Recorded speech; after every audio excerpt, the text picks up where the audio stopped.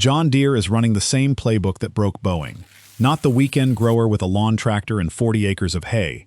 The custom harvest crews, the family outfits from the Panhandle to the Dakotas, who bet a working lifetime on green iron because it always came home. Boeing was untouchable once, the company that built the jet age. It started with one merger, then one hidden line of code, then 346 funerals. And everything that broke them is happening again, at the last American tractor maker anybody thinks is too big to fall. Here is the part nobody wants to hear. From the inside, none of it looks like sabotage. It looks like discipline. It looks like a well-run company finally making the hard, adult calls that Wall Street rewards. And that is exactly what makes it so hard to see coming. It is the same road Boeing walked, in daylight, with everyone cheering. For most of its life, Boeing was an engineering company that happened to make money, run by the people who actually knew how a wing carries a load. If the design was right, you built it right, and the profit followed because the airplane was good. Then, in 1997, Boeing bought a struggling defense contractor called McDonnell Douglas, a company that had spent years being run by its finance men instead of its engineers. On paper, Boeing was the buyer. In practice, the culture flowed the other way. People inside said it flat out, that McDonnell Douglas had bought Boeing with Boeing's own money, because within a few years, it was the McDonnell Douglas way of thinking that sat in the big chairs. One of those executives told Boeing's own people to quit behaving like a family and start performing like a team, and that if you did not perform, you did not stay on it.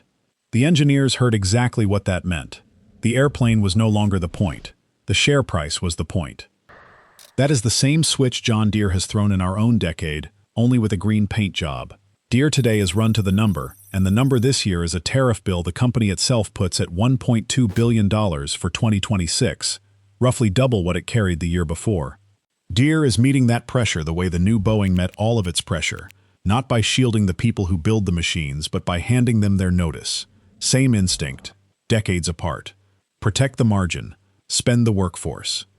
Then Boeing did something that told you everything. In 2001, it moved its headquarters out of Seattle, away from the factories and the engineers, and set the executives down in Chicago, most of a continent away. The official reason was strategy. The real message was that the people counting the money no longer wanted to smell the machines. Put a couple thousand miles between the men making the decisions and the men who live with them, and the decisions get very easy to make. Ask any operator who has tried to explain a real field problem to a corporate line that has never once sat in a cab. If you are the kind of person who still thinks the man who owns the machine should be allowed to fix it, subscribe, because pulling this exact pattern apart is the whole job of this channel, every single week. Because the money went somewhere, and where it went is the tell that matters most. Between 2013 and 2019, Boeing spent around $43 billion buying back its own stock, not on a new airplane, and not on the clean sheet design its own engineers were begging for. $43 billion, more than the company earned in profit across those same years, poured into propping up the share price, while research got a little over half of that. So when the time came to answer Airbus and its new fuel-sipping jet, Boeing did not build something new. It took a design from the 1960s, the original 737, bolted bigger engines onto it, and called it the Max, cheaper, faster to market, and just familiar enough to sell. The whole thing was a cost decision, wearing the costume of an airplane. Now watch what that cost decision actually did, because this is the moment it stops being about airplanes and starts being about your tractor. Those bigger engines changed how the Max handled, so Boeing added a piece of software to shove the nose back down whenever the plane pitched up too hard. They called it Macus. And to keep the airplane cheap to sell, to protect the one promise the airlines loved, that no costly new pilot training would be needed, Boeing kept that software quiet. It was barely in the manuals. Pilots were not told how much control it had, or that it took its orders from a single sensor on the nose of the jet. The alert that would have warned a crew when that sensor was lying to them was sold as an optional extra, a paid upgrade, on an airplane carrying a couple hundred people at a time. That was the whole sales pitch, start to finish. Same airplane, same rating, no simulator time, so an airline could put the Max in the air without spending $1 retraining a single pilot. The hidden software was the price of keeping that promise looking true, and to the people in charge, the promise was worth more than the truth. If that arrangement sounds familiar, it should, because it is exactly how a late-model green tractor is built to treat you. The machine runs fine, the engine is sound, the hydraulics are sound, but the code that lets you actually repair it belongs to the dealer, and getting to it means the dealer, on the dealer's schedule, at the dealer's price. A sensor throws a fault in the middle of harvest. The tractor drops itself into limp mode, and there is nothing you can legally do but wait for a service truck that starts billing the second it rolls off the lot. A diagnostic fee to tell you what broke. A second one when the first part does not fix it. A trip charge measured from the dealership door. A software access fee for a machine you paid off in full years ago. None of that is the iron. All of it is margin. The same margin Boeing was chasing when it decided a warning light was a luxury item. Quick, useful thing before we go on. We put together a free 2-page checklist of the exact dealer charges worth challenging on your next repair bill. No email, no sign-up, the link sits right in the description.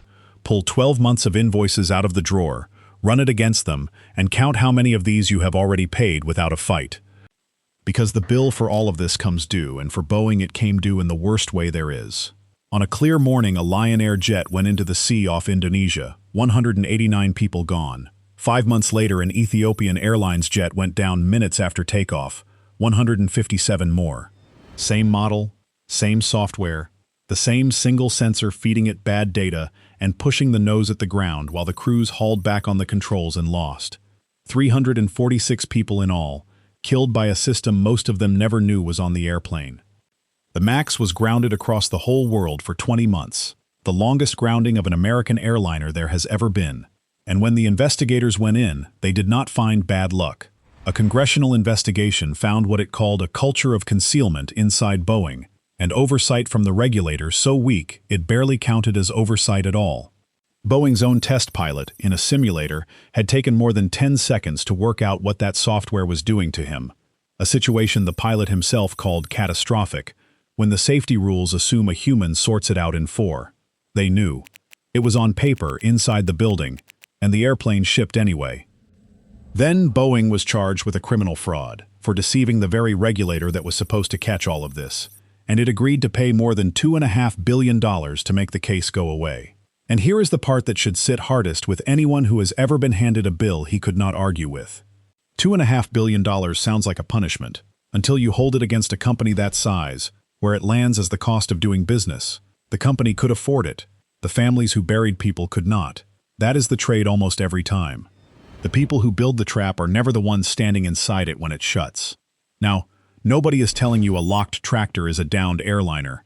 The stakes are lives against livelihoods, and that gap is real and it is enormous. But the logic that built both traps is the identical logic. A hidden system, put there to protect a business model, that turns on the person depending on the machine at the very moment he needs it to behave. Boeing bet lives on it. Deere is betting your harvest on it. The instinct pulling the lever is the same instinct. And Boeing did not learn. Years after the crashes, a nearly new MAX left Portland on an evening flight, and 6 minutes into the climb, a panel called a door plug blew clean out of the side of the fuselage, opening a hole in a pressurized airplane full of people. When the investigators pulled the records, they found that 4 bolts, the 4 bolts whose only job was to hold that plug in place, simply were not there. The plug had been opened during work at the Renton plant and put back without them, and nobody could even say who had done it, because the paperwork that would have named the person had never been filled in. The bolts were never found. The best guess is, they went in the trash. That is not a freak accident. That is a company that had gutted the quiet, boring process that used to catch exactly this kind of thing, because the process cost money, and the catch never showed up on a quarterly report. When a company like this finally cracks, the fall never lands on the men who built the trap. In 2024, Boeing announced it was cutting 17,000 jobs, a tenth of the entire company, in the same stretch that more than 33,000 of its own machinists, the people whose hands actually build the airplanes, were out on strike around Everett and Renton. Those are company towns, the way the farm towns of Iowa and Illinois are company towns, places where one badge on the gate is the difference between a main street that breathes and one that boards up. The executives who set the course kept their seats, the people on the floor kept the bill, and the dealer a farmer would once have called is not the dealer it used to be either. Across the country, the independent shops have been rolled up into a handful of giant consolidation groups, so the man who used to know your equipment by name now answers to the same Wall Street math that runs the manufacturer. The service counter and the boardroom are reading off one page now, and it was never written to be your page. Look at how the work left, because Deere is copying this move almost stroke for stroke. Back in 2005, Boeing had taken its own fuselage factories in Wichita, Kansas, and spun them off into a separate supplier called Spirit to get the work off its books and the cost off its margins. It was Spirit that built the fuselage that door plug sat in. By 2024, Boeing was buying Spirit back, spending billions to drag in-house the exact work it had shoved out 20 years earlier, because the outsourcing it had once sold as discipline had quietly wrecked the quality on the line. It had gone looking for a cheaper floor and found a broken airplane at the end of it. Boeing did the same thing with its Dreamliner, moving all of that production to a non-union plant in South Carolina and letting the original union lineup near Seattle go cold to save on labor. Now set John Deere beside that. Even while it warns everyone about that billion-dollar tariff bill on imported parts, Deere is shifting loader production down to a plant in Mexico, pulling those jobs out of Iowa and Illinois to defend the one number the shareholders actually watch. Add up the recent rounds and Deere has shed more than 3,500 jobs between October of 2023 and September of 2025, with another 610 bundled into the announcement that the loader work was heading south. It is the same play Boeing ran when it sent the Dreamliner to South Carolina and the fuselage to a spin-off. Push the work to the cheapest floor you can find, defend the margin this quarter, and let some later group of people find out what the number actually cost. Think for a second about what an admission like that costs a company to make. Boeing had to spend billions on doing its own signature cost-cutting move, buying back the very factories it once bragged about shedding, because the savings had turned out to be a debt with a long fuse on it. And Deere is placing that same bet today, from the same overbuilt position Boeing was in. It is sitting on the largest stockpile of unsold big tractors it has carried in 17 years, while it guides its own dealers to expect North American large ag sales to fall another 15 to 20%. That is a company still building for a market that has already turned its back, cutting workers to protect the margin on machines that are not moving off the lot. Boeing called that same posture discipline, right up until the airplane came apart. And it is worth standing in that Portland airplane for one more second, because it is the whole story in a single picture. A hole torn in the side of a climbing jet, phones and shirts and a child's toys pulled out into the dark and scattered across the suburbs below. A cabin full of people gripping their seats in the wind. All of it, every bit of it, because 4 bolts and 1 sheet of paper had been skipped, and the system built to never let that happen had been managed away to save a few dollars a plane. That is what these clean, disciplined, margin-first decisions actually look like when they finally reach the ground. And not 1 cent of what they cost ever showed up on the deal the executives were congratulated for. And notice who is never in the room when that bill arrives. Not the executive who drew up the plan and moved on to the next board. It is the machinist in Everett who trained for 20 years, the line worker in Iowa who bought a house on the strength of a green badge, the dealer who carried the name on his sign for a generation. 40 years from now, somebody will make a video about the towns Deere is hollowing out this decade, the same way this one walks through the wreckage Boeing left behind, and the names worth remembering will not be the ones who cashed the options and caught the next flight out. But here is the twist that separates the smart operator from the one who panics, and it is the most hopeful thing in this whole story. When a market gets frightened of a product, you would expect the used ones to lose their value first.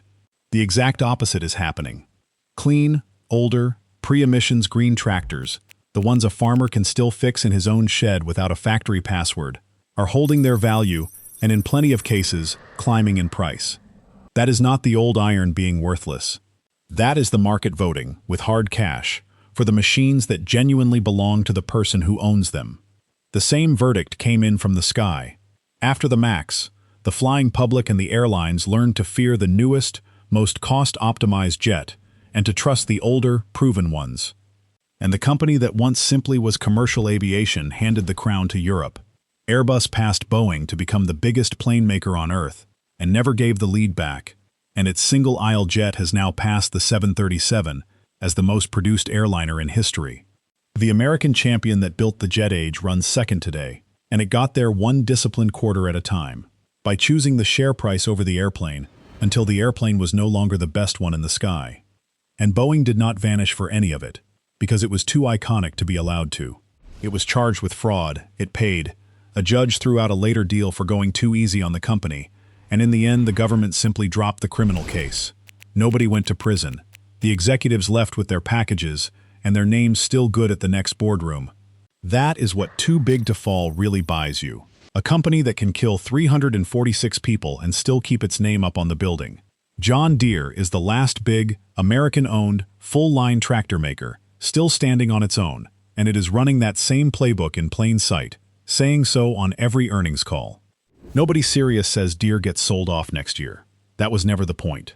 The point is that the road runs one direction, and Deere has chosen to walk it in the open, with the layoff notices and the guidance cuts posted where anyone can read them. Boeing's passengers never got that warning in time. You are getting it now. The operators who saw this coming were never the fools, however often the marketing treated them like it. The crews who kept a 30-year-old tractor alive on purpose, who refused to rent their own machine back one invoice at a time, read the same signals the executives read, only from the seat instead of the boardroom, with far more skin in the game. They were right about the machine you can still fix, and the market is proving it in cash. So keep the receipts, keep the old iron running, and keep a hard eye on any company that preaches loyalty in one direction while it ships the work off to the cheapest floor it can find. Subscribe if you would rather get the warning while you can still act on it than read the obituary after the line has already gone quiet, because we track this every single week from the operator's seat, not the boardroom. And the full version of everything on that checklist, every charge and every counter you are entitled to make, is laid out in the Equipment Freedom Manual. 21 systems, $39. The link is below if you want it. Keep your iron yours.